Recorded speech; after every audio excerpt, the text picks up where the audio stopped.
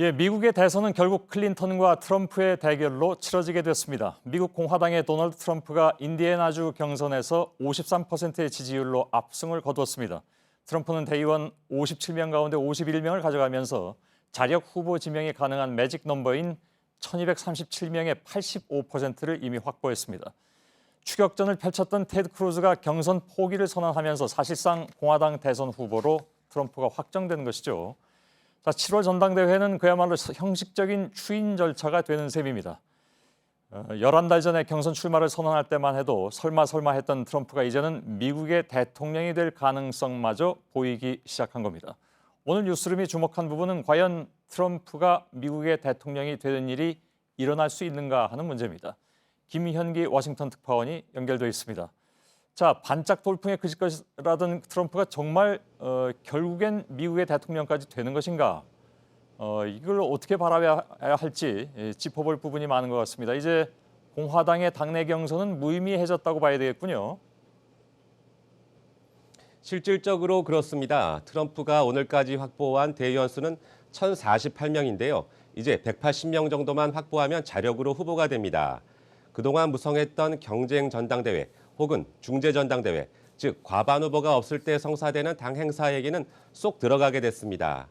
공화당 전국위원회 위원장도 오늘 SNS를 통해서 트럼프가 사실상 당의 대선 주자다 이렇게 선언한 상태입니다. 예. 그래도 7월 전당대회는 예정대로 열려서 컨벤션 효과를 노리게 될 겁니다. 예. 트럼프 돌풍이 트럼프 대세론을 거쳐서 이제 트럼프 대통령 현실화 여기까지도 일단 그 가능성이 이어지고 있는 것 같습니다. 그동안에 미국의 주류 언론들 가운데 사실 트럼프의 좀 호의적인 곳은 거의 없다시피 하는 걸로 알고 있는데 그런 상황 속에서도 이런 결과가 나왔다면 트럼프 현상이 실제로 그 민심을 상당 부분 반영한 게 아니냐 이런 분석도 나오더군요. 예, 그건 트럼프 핵심 지지층을 통해서 어느 정도 설명이 가능할 것으로 보입니다. 백인 노동자층이 트럼프의 핵심 지지 세력입니다. 일자리를 잃은 백인 노동자한테 이민자들은 일자리를 다투는 경쟁자이자 불청객이겠죠. 그런데 트럼프가 나타나서 이민자를 내쫓고 일자리를 지켜주겠다고 합니다. 우리를 대변하는 사람이 나타났다. 백인 노동자들이 크게 환호한 거죠. 여기에 새로운 통계로 드러난 건 트럼프에게 투표한 사람들의 소득이 7만 달러대로 미국인의 평균치를 크게 웃돌았습니다. 즉 저소득층에겐 미국 사회의 양극화 그리고 다원화에 대한 분노를 자극하고 중간계층 이상에겐 기성 정치권에 대한 반발로서 투표 행위에 나서게 추동한 겁니다. 예. 자, 오늘 결과에 대한 그동안의 대체적으로 트럼프를 떨어뜨리기에 앞장선 미국 언론들의 반응 어떻게 나오고 있습니까? 네, 미국 언론들은 트럼프의 승리를 인정하면서도 능력에 대해서는 여전히 의구심을 드러냈습니다. 예. 뉴욕타임스는 이날 공화당의 자살이다라고까지 표현을 했고요. MSNBC는 정통 보수주의와 거의 연관이 없는 트럼프가 에이브러햄 링컨의 당을 대표하게 됐다고 진단했습니다. 예. 그러나 한편에선 트럼프에 편승하는 분위기도 감지됩니다. 미디어 재벌 루퍼트 머덕이 소유한 뉴욕포스트가 지난달 서둘러 트럼프 지지를 선언하기도 했습니다. 예. 아무튼 이렇게 해서 올해 미 대선은 남성 대 여성 또 주류 정치인 대 아웃사이더 간의 대결이 됐습니다. 근데 사실 일각에선 차악을 선택하는 유례없는 비호감 대결이다 이런 얘기도 끊이질 않는군요. 네, 말씀하신 대로 차악, 즉 누가 덜 나쁘냐의 대결이란 건데요. 지난달 미국 유권자 1,000명을 대상으로 한 조사에서 트럼프를 부정적으로 본다는 응답은 65%에 이르렀고요.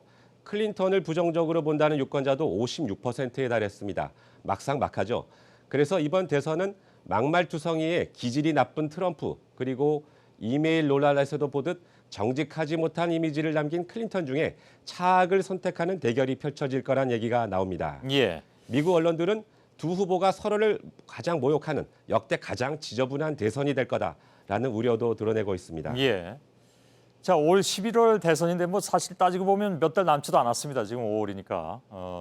누가 승산이 높다고 분석이 되고 있나요? 이게 사실 뭐 답변하기는 어려운 문제긴 한데 변수가 그만큼 많기 때문에 하여간 현지에서 나오는 얘기는 어떻습니까?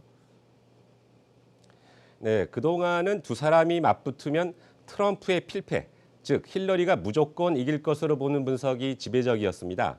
하지만 어제 뉴스룸에서 보도한 것처럼 이번 주 나온 여론조사를 보면은 비기거나 41%대 39%로 오히려 트럼프가 이기는 것으로 나옵니다. 즉 이제 예측 불허의 상황으로 접어들었다고 봐야 합니다. 결국 간 거는 그동안 경선에서 버니 샌더스를 지지했던 민주당 성향의 젊은 유권자 표가 어디로 갈지에 달려있다고 봅니다. 예. 그러니까 당을 보고 힐러리를 지지할 것인지 아니면 반기성 정치인의 흐름을 따라서 트럼프 쪽으로 갈아탈 것인지 혹은 이들이 아예 투표에 나서지 않을 것인지에 따라서 승패가 갈릴 것으로 보입니다. 예. 여기에 스윙 스테이트, 즉 경합주를 차지하기 위한 치밀한 전략이 미국 45대 대통령을 가를 핵심 요인으로 분석이 됩니다. 예. 자, 트럼프 대통령의 현실화가 과연 가능한 얘기냐? 뭐 아무튼 큰 이슈거리면 틀림이 없는 것 같습니다. 이번 대선은. 워싱턴의 김현기 특파원이었습니다. 수고했습니다.